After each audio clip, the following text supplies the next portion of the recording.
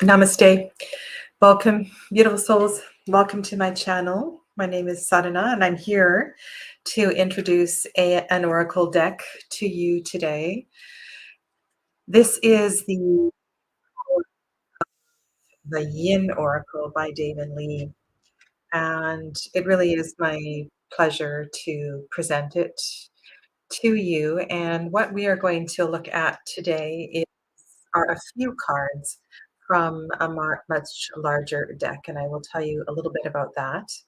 There is a lot of information that is available to you, and it's in the description box below, including Daven's website, the Kickstarter campaign that launched this deck, as well as an abundance of information. So if you're interested, and the pre-orders are ongoing for this deck, the link for pre-ordering is down below. But I want to share with you the cards and then my response to the cards, and one of the ways that I have contemplated in working with it. And hi Joshi. Just want to let you know I'm not doing readings. I am in the process of sharing deck creators' work here, and I will be back next Tuesday doing live readings. Okay. All right. So let's have a look at what is going on here. These are a few of the cards from the deck. And one of the first things that I would like to comment on is the palette of colors that are included in this artwork. And you may have seen this deck. It's been shared on quite a few different channels. And the impressions that people have had, the responses to the cards are really quite something. And I just want to spread these out for you because there is something that is abundantly healing. There's a certain, sorry, I'm trying to cover up my table here. There's a certain energy to the browns and the reds and the oranges, and earthiness, a tenderness, just something really really special to the colors that were chosen for this particular deck. There is a softness to it, yet at the same time, there is a tremendous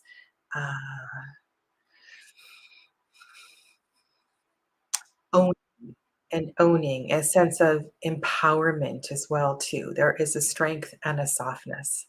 And that's really interesting because my response to this deck is to um, have a somatic experience with the messages that are on the back of the cards. And I'm going to share that with you in just a little bit. But I'm going to put these up into a pile, and then we're going to look at a few of them. Now, this deck is organized into what David refers to as sets. And there are various themes that take you on a journey in this deck.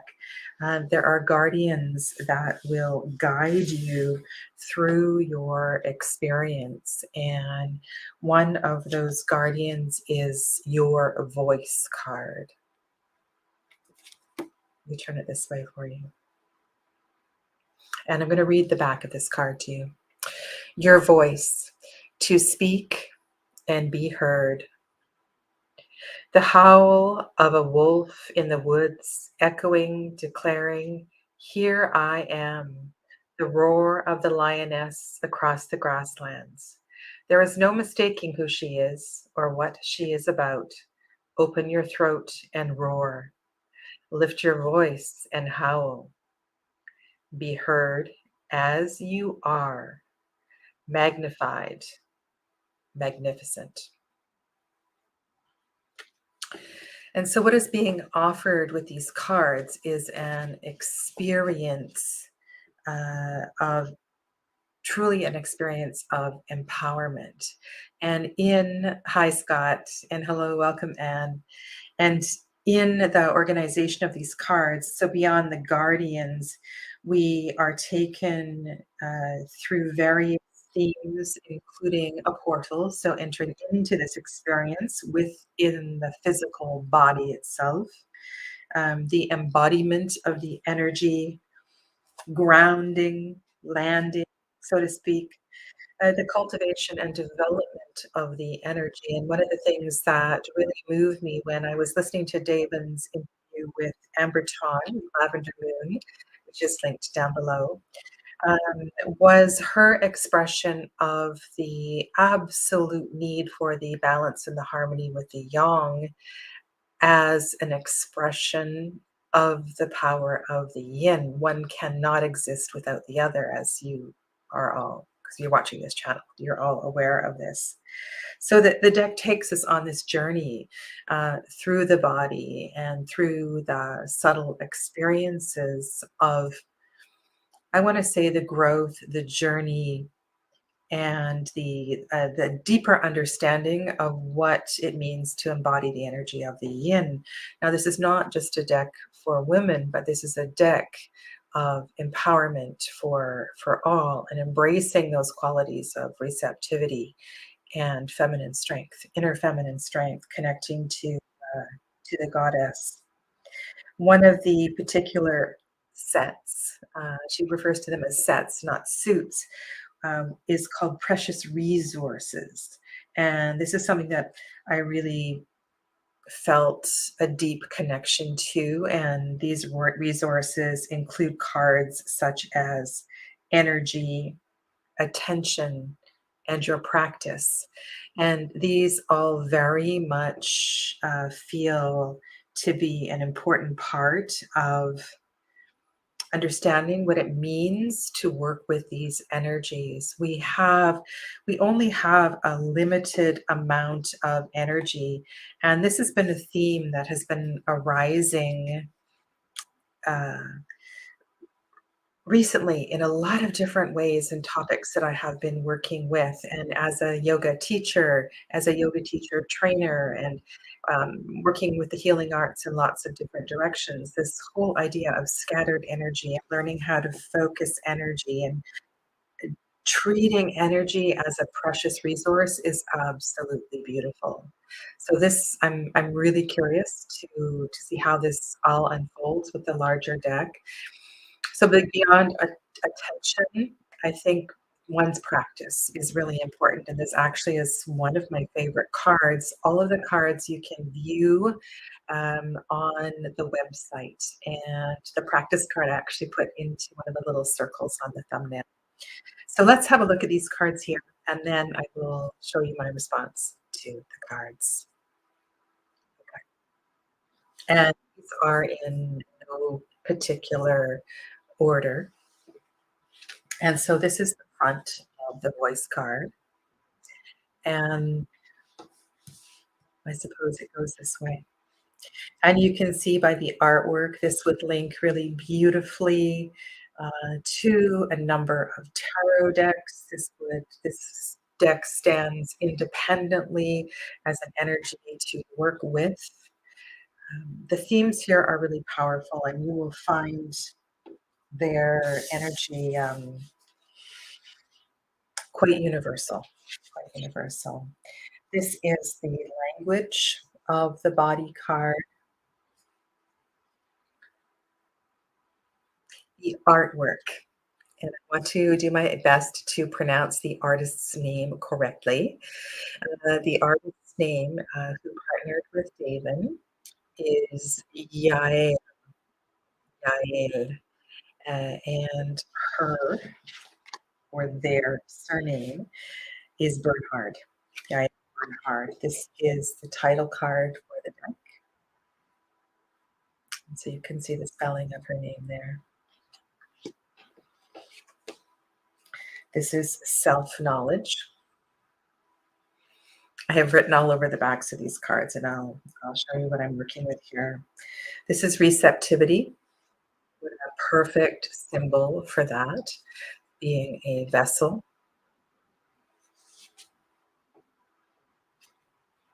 Sensitivity,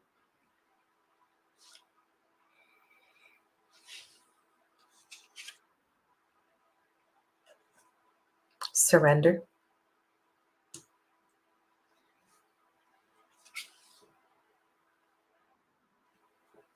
non-negotiables. This is a beautiful card of empowerment. And perhaps we should have a look at this one. This is an important card. I don't know if I can read it from there, but I'll turn it over. Let me see. This is where you draw the line. This is where you do not flex or bend, twist or splinter. This, I'm going to have to lean over. This is the branch that is connected right to the core of you. It shall not be pruned. This is the source of your sacred no. It is part of your inalienable essence. Defend and uphold it with your life. Celebrate, love, and revere it. This is you, non-negotiables. The cardstock that this is presented on is absolutely beautiful, and apparently the finished deck is going to have a little thicker cardstock. This is self-cultivation, embodiment,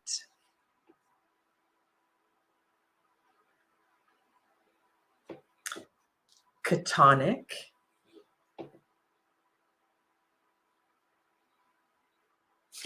your vow. And one of the other things that David pointed out in the interview with Amber was that this deck crosses multiple ages and cultures and experience. This is definitely a universal experience of the yin that has no boundaries of nations, culture, ages, or abilities. This is subliminal. So there are a few cards that are connected to, how was it described? The realms. The realms. Guidance, body, grounding, self-reverence, and integrity. The cards will, I believe, be exactly the same size. So this is an oversized oracle deck. And I'll just show you the size. This is it's an oracle deck size. So that is a standard tarot. And you can see it's a little bit wider. There will be 56 cards in the deck. So it's a very large deck, and every single one of those cards is available for viewing on the website, which is linked below in the description box. So what I would like to offer you here is an experience with the deck. And I want to apologize because this was very quickly put together um, by me today. And I switched cameras and I did not realize how out of focus this was. And so what I want to do is invite you to experience and feel each of the cards. This is the grounding card. And I want to offer up a pose. I want to offer up a somatic experience to really dive into this. And I'm hoping that you can hear my voice over the video. This is, if you can just let me know in the chat if you can hear my voice, and I will replay it. This is just our little test clip here. This is a yoga pose called Tadasana. This is the palm tree version. And in this pose, you come to a stance with your feet hip distance apart, and you inhale up to your toes as you raise your arms overhead. And it's a really healing and beautiful balancing pose. I didn't know if you could hear me. While I was talking over the video. Could you please just let me know that? Otherwise, I will have to change my approach here for the video. I know there's only a few people watching, so just let me know. This is really a test. I haven't been inserting clips lately, so this is, I'm just waiting for your feedback. Okay, I don't see anybody commenting. All right. And I was hoping that I could do this with an inlay, and I would like to edit this somehow and to create an experience for you where you actually felt the power of the yin by simultaneously looking at the artwork and then experiencing. Thank you so much, Sharon. I appreciate it. Okay, good. All right, so let's do this again. I am going to play a short clip and read the back of the card to you. Okay? All right.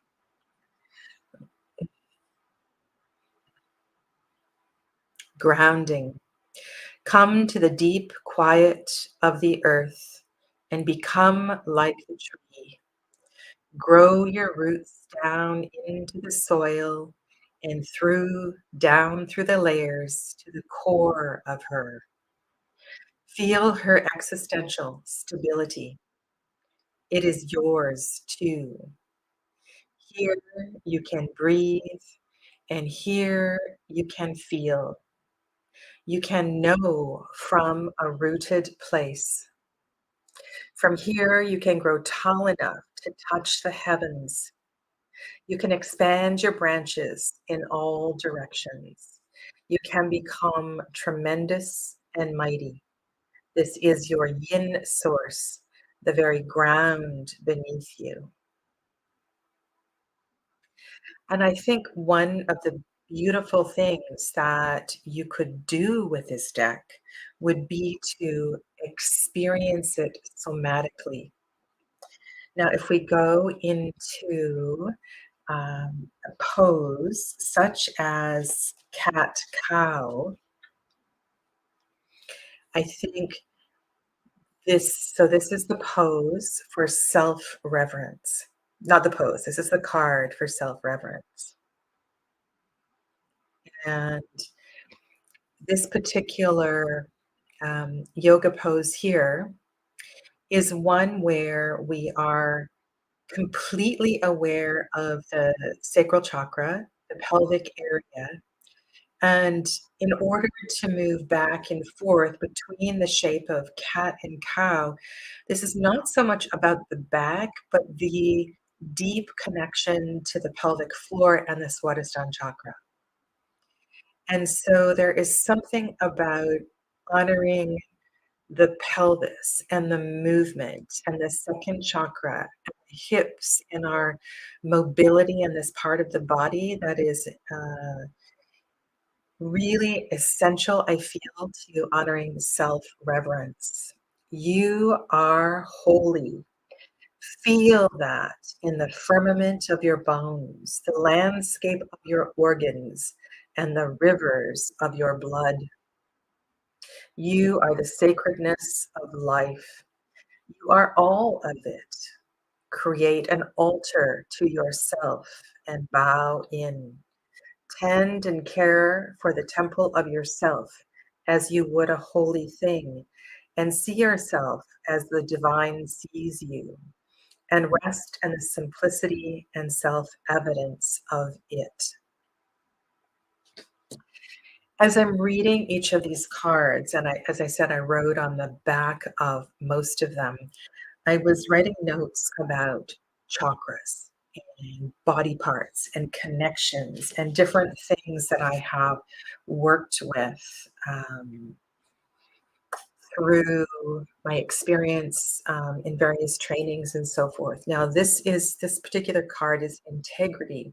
And my note here is owning Swadhisthana chakra. So owning the pelvis, owning that sacred area of the body. And I know that for a lot of people, we get bound up in the hip region. You know, I observe people all the time as a yoga teacher. So I might be out walking my dog and I kind of look at the way people have lordosis is very common, you know, so people have their rear ends are sticking out, too much sway in the back, or sometimes kyphosis, but that is not as common as the sway in the low back. And there's a disconnection here to the yin. The power of the yin is about becoming strong and connected with the body. And I really feel there's a beauty in these cards that invites us to connect. Okay. I've listed these postures down below, and this is something that you could also put together in a sequence. For the voice, which I have already read to you, and I did record something, but I had a very challenging time doing recordings today in my little yoga room. So this card of empowerment, there's a very powerful exercise that you can do. And if you are doing this on a yoga mat, you can do this sitting on your heels. You can do it in a cross-legged position, but I would suggest sitting in with your legs folded underneath you. And then if you see below, I wrote lion's breath. This is the one we're on. You separate your knees. So you're in a wide-legged seated posed. And then your hands get turned this way underneath you. Now, this is a great posture for opening up the fronts of the forearms. I'm sorry I didn't film this, but you can look up lion's breath. There's lots of wonderful videos on YouTube. And with lion's breath, it's really important that you learn to relax the shoulders and the neck and the face. There's no tension that is created here.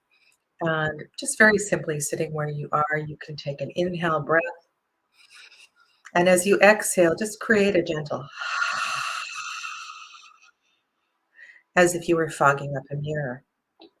Inhale and exhale. So this would be an initial step to experiencing this. And a lot of us don't fully express the voice. We don't know how to use the voice. I'm sure you've heard lots of people that sound like it's kind of a nasally voice. There's a restriction in the larynx or the pharynx. And so we want to practice opening this up. This is an essential part of connecting to the power of the yin. If the voice is restricted, the pelvis is restricted. If the pelvis is restricted, the voice is restricted. There is an undeniable connection between second and fifth chakra. So this is definitely a card that you want to learn to embody. And many people work with sacred sound, mantra, and things like that. But the lion's breath goes on a little further, and the next step would be to stick the tongue out and allow the tongue to move towards the ground. And then the gaze moves upward. So it looks like this.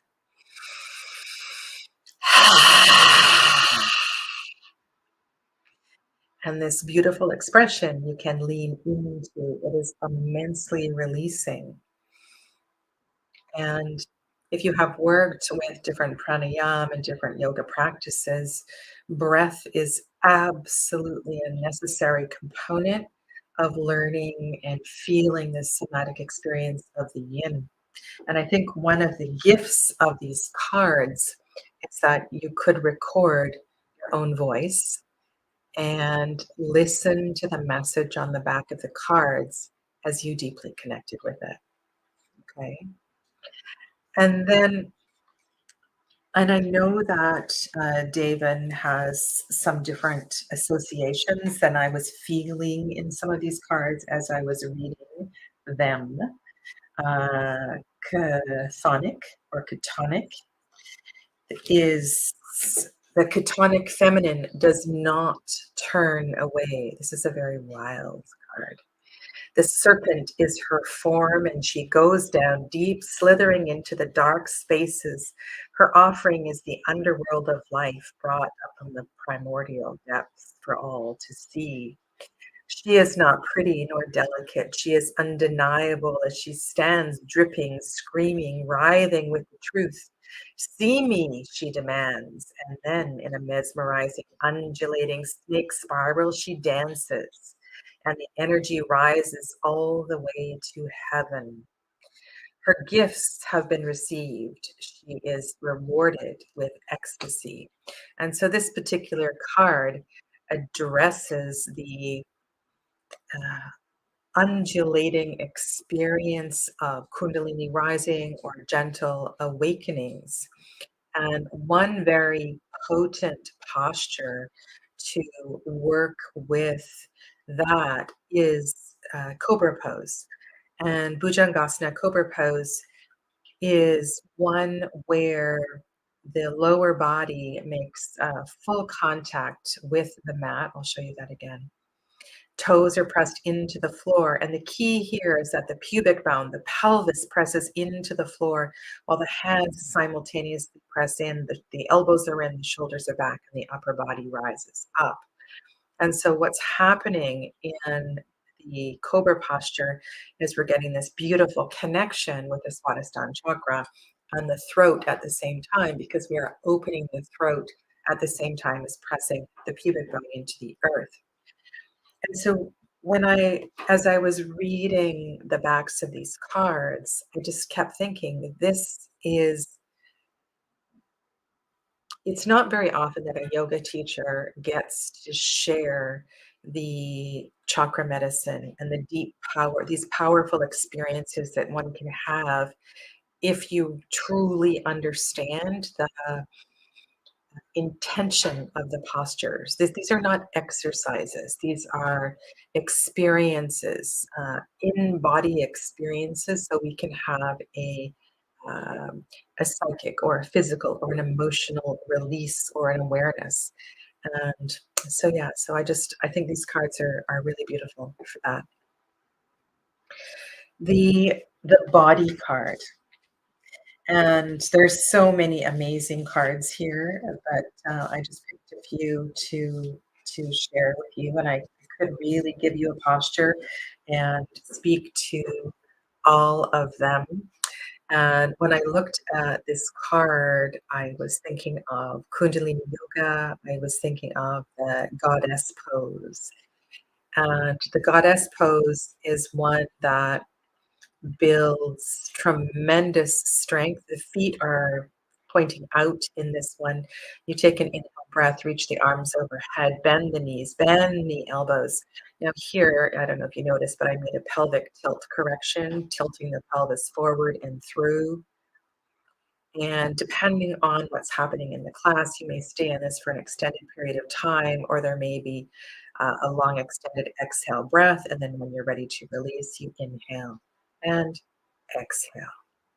This is the body. The soles of the feet connect me to earth. Breath enlivens here. There is my beating heart between my life-nourishing breasts. There is the wonder of my sex hidden inside me, my womb, the source of creation. My body's mystery draws me in, baffles me, awakens me, and ultimately guides me home to my source. My body is the portal to power. And it's funny, the whole idea of yoga, if you go back through the ages and go back to the time of Patanjali, whether Patanjali was many people or Patanjali was even a human. I mean, there's lots of conversation around this, but there is a very um, important to yoga collection of sutras called the Yoga Sutras of Patanjali. And in this collection of sutras, there is a prescription, if you will, of the order that yoga is integrated. And these sutras were written in a different time. The frequency was different. We were in a different yuga, in a different age. People were different. And I find it really a breath of fresh air that one of my, um, the current leader of the Satyananda lineage, into which I have been initiated, has given several talks about why asana is so very important in this age. There was a time when asana was not the primary focus for yoga, um, but he really speaks to this beautifully in saying that in this age when we are so dense, this is a very dark and dense age, the connection to body, the experiences that we have with body and these physical shapes that we create with the body. And if you are practicing Tai Chi or Qigong or other kinds of breath movement practices, this would be exactly the same thing. I feel this as well too when I see the beauty of a dancer expressing something beyond something they have, memorized as choreography. This is really, really important, the embodiment of energy through movement and expression. And I can't say enough about that. But there's a couple other poses that I felt were important to share. And one is surrender. And if you have been following my channel for some time, you know this is something that I talk about a lot. And surrender is not a word that everyone is entirely comfortable with. There sometimes can be, you're welcome, Liz. Thanks for being here. Sometimes surrender can feel like an order, like something that is being imposed. And the more that I have worked with clients, students of yoga, and personally as well too, I have really started to embrace the idea of allow, allow. And there are a lot of variations of warrior pose. This is warrior two. The back leg is, there's a lot of strength that is required in the back leg. You fire up that back quadricep and bend deeply into the front knee, making sure that it's not extended over the front foot. And then the arms come parallel to or just above parallel to the floor. And in this pose, one of the gifts, I've gone back into a variation here, and then you reset into the front leg. There's a lot of variations of warrior pose, but it is one that is definitely worthwhile lingering a lot longer. And I have stayed in warrior two, which was the first variation, for up to 15 minutes. Yes, you have to have an established practice, but these are the sorts of postures that really teach you about surrender. So you find the shape, you melt into your body, and you allow the energy to just be. Surrender. Let go, honey. Surrender to pleasure. Surrender to the unknown. Surrender when it's easy. Surrender when you're gripping the wheel of control. Notice. See the clouds in the sky, the birds coasting on the currents of the air? How did those clouds come to be? How do the birds stay aloft with so little effort? And who brings the rain and turns the earth in her seasons? Not you, my love. Your control grip does not turn the wheel of life. Surrender to those who know better.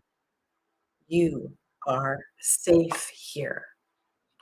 And so, one of my deep, deep experiences with yoga, with the asana practice, is to learn to surrender into the postures. And yes, at first you may shake a little, at first you may hurt a little, but eventually your body will find the harmony and the beauty and the peace, and you will land in this place and stay longer and learn more than you've ever learned in an asana practice. It's really, really quite something. Um, there are yoga teachers who will find a shape that focuses on a chakra that is very sticky for you and keep you in that. Sorry, I'm just looking for the next card. Keep you in that posture until you melt, until you cry. And if you do practice yoga, this is one of the things that I think would be really beautiful with this card is to play a loop of your voice in one of these cards and just stay and stay with it and stay with it until you feel it. There's some very powerful, powerful expressions here. Now, in the practice of yoga, there are a lot of heart opening postures. This is one of my favorites. I often do this at night. With completely melted over a bolster. I do have a block underneath my head. Sometimes, depending on the height of the bolster that is under the scapula, I allow my head to lean back and my throat is open as well too. Um, but this one is it's really beautiful and immensely, immensely relaxing. And I want to connect this to the receptivity card. Gifts of every kind come our way. A spectacular sunset, the kiss of a breeze, the compliment of a lover, an offer of money, and we may never even know it. Receiving is a practice. You are the empty vessel, the space inside you, an invitation. Open, accept, absorb, delight. Say thank you with an open heart. And who are you to stand in the way of the goddess? Now, as I'm reading this, I'm thinking, yes, yes, yes.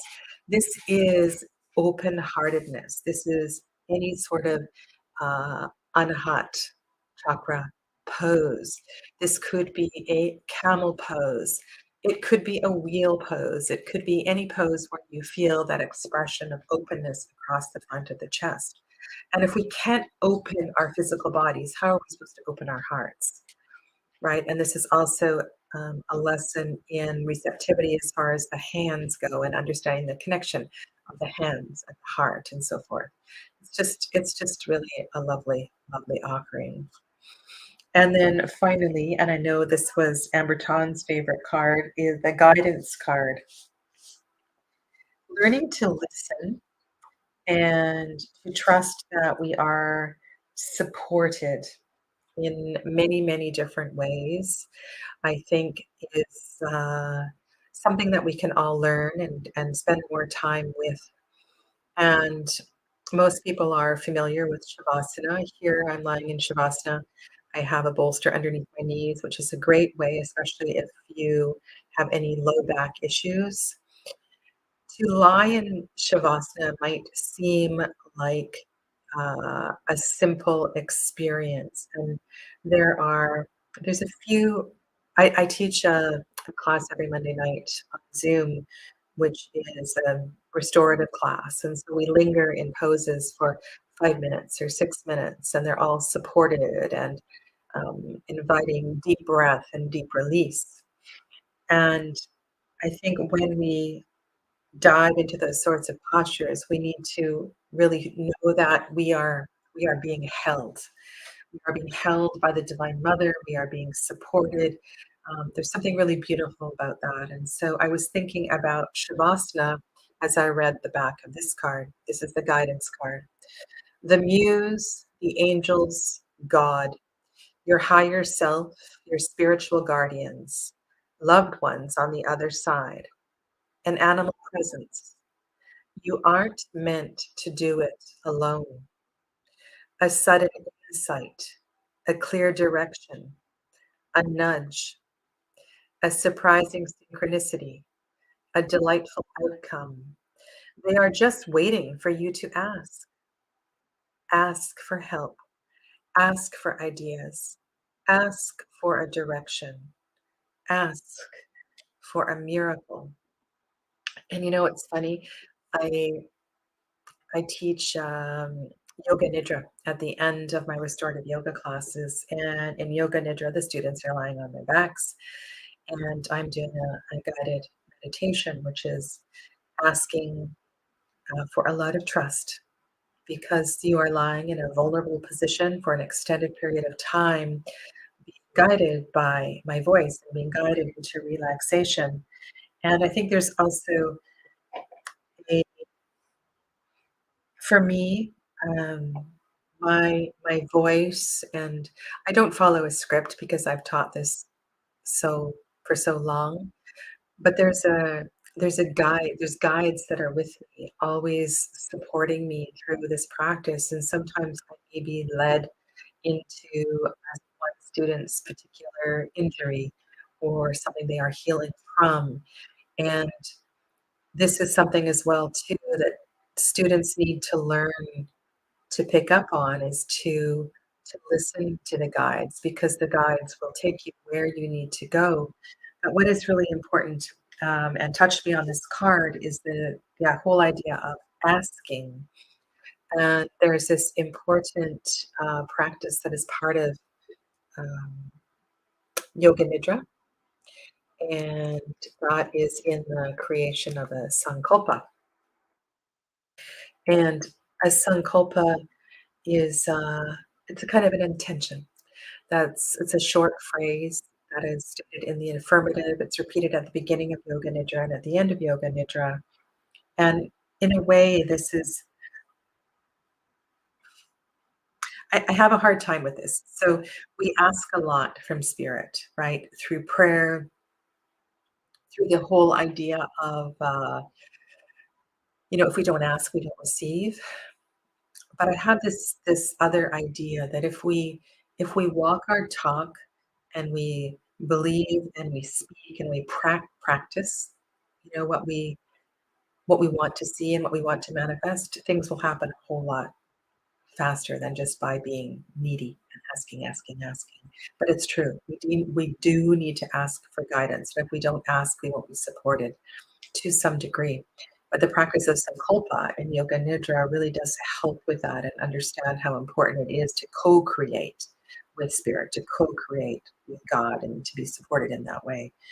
Um, and so, yeah, so I just wanted to share that with you because I think with every single one of these cards here, there is a posture that could help to embody, right? So these somatic experiences can take these cards to a whole other level.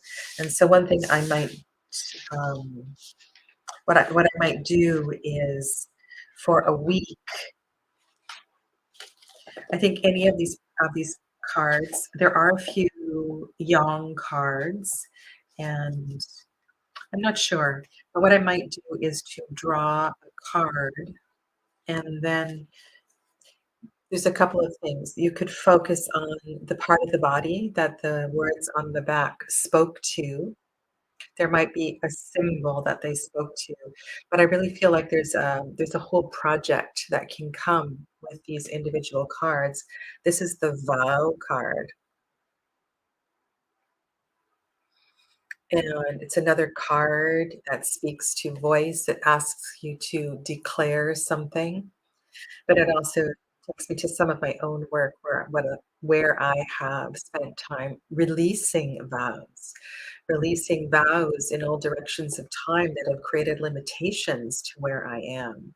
And so you may very well have individual experiences with some of these cards. And I think you could, this is, I feel this is a little bit more than an oracle deck. Um, it wants to be lived. It wants to be lived. Yeah. So I want to thank Daven for sending this to me. Uh, I'm just going to read this to you. You hold in your hands a limited edition preview of the power of the Yin Oracle deck. This edition features 17 cards out of 56 carefully chosen as a sampling of the ways of being practices and the powers of yin. And as I mentioned, it will come with a little thicker cardstock in a hard two part box. Yeah. So I would definitely watch Amber's video. It's linked below, and go check out one of also one of the other links because this is an amazing project. Thank you so much for being here tonight. Namaste.